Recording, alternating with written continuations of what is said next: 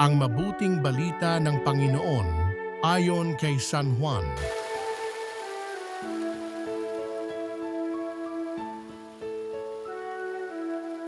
Nung panahong iyon, sinabi ni Jesus sa kanyang mga alagad, "Kung ako'y kilala ninyo, kilala na rin ninyo ang aking Ama.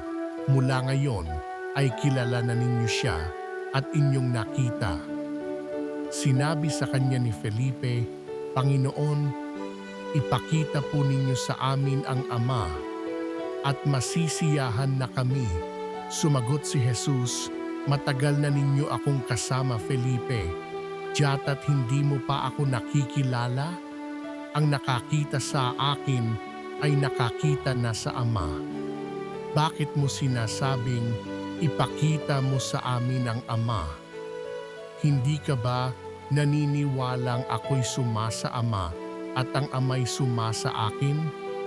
Ang mga salitang sinasabi ko ay hindi ko sinasabi sa ganang aking sarili. Ang Amang sumasa akin ang gumaganap ng kanyang mga gawain. Maniwala kayo sa akin. Ako'y sumasa Ama at ang Ama'y sumasa akin.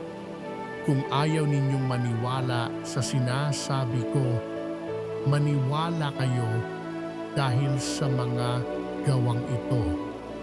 Sinasabi ko sa inyo, ang nananalig sa akin ay makagagawa ng mga ginagawa ko at higit pa rito, sapagkat pupunta na ako sa Ama.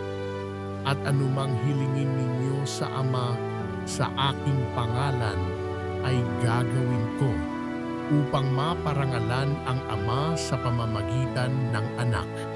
Gagawin ko ang anumang hihilingin ninyo sa pangalan ko. Ang mabuting balita ng Panginoon